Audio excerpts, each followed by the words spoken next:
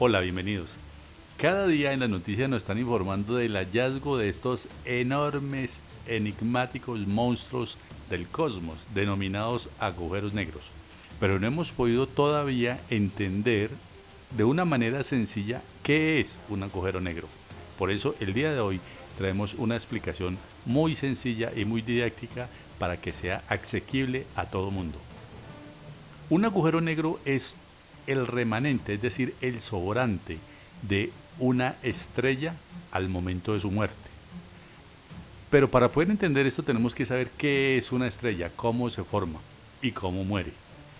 Las estrellas son unos cuerpos que se forman de la acumulación de gases, generalmente de hidrógeno y helio, y que por gravedad se van comprimiendo y se van acercando formando una masa que finalmente es la estrella en sus inicios. Este hidrógeno es un combustible que poco a poco se va quemando. Entonces la atracción de la fuerza de gravedad hacia el núcleo genera unas fuerzas que comprimen, y en la medida en que se va agotando el combustible, entonces la fuerza de gravedad va jalando y va ganando la batalla para comprimir más la estrella. En ese momento los núcleos son atraídos al centro y son compactados. Esos núcleos, al momento de estar más cerca, más pegados entre ellos, generan algo que se llama la fusión nuclear. En esa fusión nuclear los núcleos se juntan y forman elementos más pesados. Entonces aparece una gran cantidad de helio que, debido a esa misma fusión nuclear, genera energía. Esa energía es a su vez el combustible para que la estrella siga viviendo durante muchos miles y miles de años. Al paso del tiempo, ese combustible se va agotando. Cuando el combustible se va agotando, entonces empieza a ganar, a hacer ventaja a la fuerza de gravedad hacia el núcleo, y vuelve a compactarse de modo que los núcleos de los elementos como el helio están más cerquita. Al estar más cerca estos núcleos, de nuevo se genera fusión nuclear.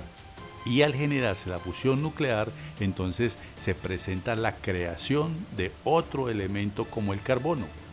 Los elementos más pesados van yéndose hacia el núcleo y los elementos más livianos hacia el exterior. Siguen quemando combustible, siguen gastando, y se logra un permanente equilibrio entre la fuerza de gravedad y la radiación que se presenta hacia el exterior. Con el paso de miles de años se presenta de nuevo el gasto del combustible, va ganando la fuerza de gravedad, va comprimiendo la estrella, y al momento de comprimir la estrella se presenta de nuevo el acercamiento de los núcleos, y al acercarse a los núcleos se genera de nuevo y permanentemente esa fusión nuclear, convirtiendo ahora el carbono en neón, y así sucesivamente se van convirtiendo los elementos más livianos por la fusión nuclear que causa la gravedad. Al comprimir la estrella en su núcleo se van generando elementos más pesados. Ya del neón pasa al oxígeno, del oxígeno pasa a crear elementos como el silicio, y del silicio se pasa a crear el hierro. Cada uno de estos pasos en la creación mediante fusión de estos elementos genera energía, energía que se va en modo de radiación, de calor y luz, que hace que la estrella permanezca en equilibrio y esté viviendo durante miles y miles de años. En la medida en que se van creando elementos más pesados, la energía que se produce en esa fusión se va quemando más rápido. Ahora, cuando se llega al hierro, la situación cambia. Al generarse la fusión del hierro, no se produce energía, sino que se consume. Entonces, en ese momento se presenta un colapso, porque el combustible que estaba en la parte externa se está agotando, y la fuerza de gravedad logra su cometido, que es ganar la batalla, comprimir el elemento, y como el hierro no genera más energía para continuar este ciclo, entonces la estrella se compacta. En esa compactación de la estrella se presenta que ese fenómeno que está produciendo de la gravedad, estar comprimiendo los átomos y todos los materiales hacia el núcleo, hace que los protones se junten con los electrones. Esa desintegración que se produce ahí está generando un nuevo neutrón y unos neutrinos. Los neutrinos son lanzados hacia el espacio.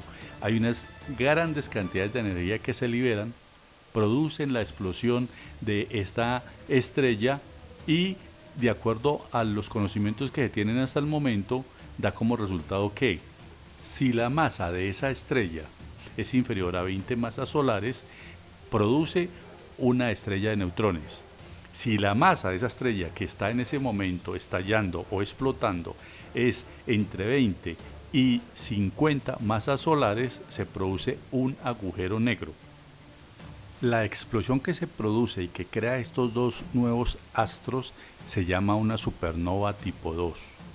Es en ese momento que hay elevadas temperaturas y se crean los demás elementos que existen en la naturaleza, los elementos más pesados como el uranio, plutonio y otros elementos. Pero si la masa de la estrella que está explotando es más grande que 50 masas solares, genera de manera directa, sin pasar por supernova, un agujero negro. Observándolo como nos dice la teoría general de la relatividad, hemos escuchado decir que es un punto infinito de densidad que curva el espacio-tiempo, pero esta parte nos deja a nosotros más en el aire todavía. Entonces, ¿cómo se interpreta eso? Si nos imaginamos que el espacio-tiempo o el tejido del espacio-tiempo es una sábana plástica o de caucho que es muy elástica, si sobre esa sábana colocamos una bola de fútbol, se produce una depresión. Si colocamos en vez de la bola una pelota de boliche, que es todavía más densa, entonces se produce una depresión mucho más grande y cualquier elemento que coloquemos a rotar al lado de ella va a quedar en esa depresión causada por la masa de ese elemento. Pero si a cambio de esa bola de fútbol o de boliche colocamos una bola que sea de acero, así sea más pequeña, la hendidura que se produce o la depresión que se produce es enorme. Es como si en vez de una depresión tuviéramos un tubo hacia abajo y ese tubo cada vez va a tener mayor densidad porque está absorbiendo mayor cantidad de masa y la está comprimiendo de tal manera que el tubo, entre más baja, entre más desciende, entre más profundo, va a tener menos diámetro, pero mayor cantidad de masa. Por eso se dice que es de una densidad infinita. Y recordemos que densidad es igual a la masa sobre el volumen, pero como tenemos menos volumen y más masa, la densidad es enorme, tanto infinita. Y llega el momento en que esto se va a un punto en el espacio o a un momento en el espacio-tiempo llamado la singularidad. ¿Qué vemos cuando estamos observando y que hace como un año nos mostraron el primer agujero negro captado por un telescopio? Pues lo que estamos viendo es solamente un anillo y ese anillo en los límites con el centro donde está todo oscuro, pues en la parte oscura está el agujero negro. La parte que limita entre el agujero negro y la luz se llama el horizonte de sucesos, es decir, el punto de no retorno, el punto donde cualquier cosa que llegue hasta ahí, incluso la luz, será absorbida por la gravedad de ese agujero negro. Y la luz que se produce, que es un disco amplio como una corona, ese sitio se llama el disco de acrecimiento. Es toda la materia que está siendo absorbida de las estrellas que están cerca del agujero negro y que poco a poco las pone a girar alrededor de él y van ingresando a través del punto de no retorno denominado horizonte de sucesos.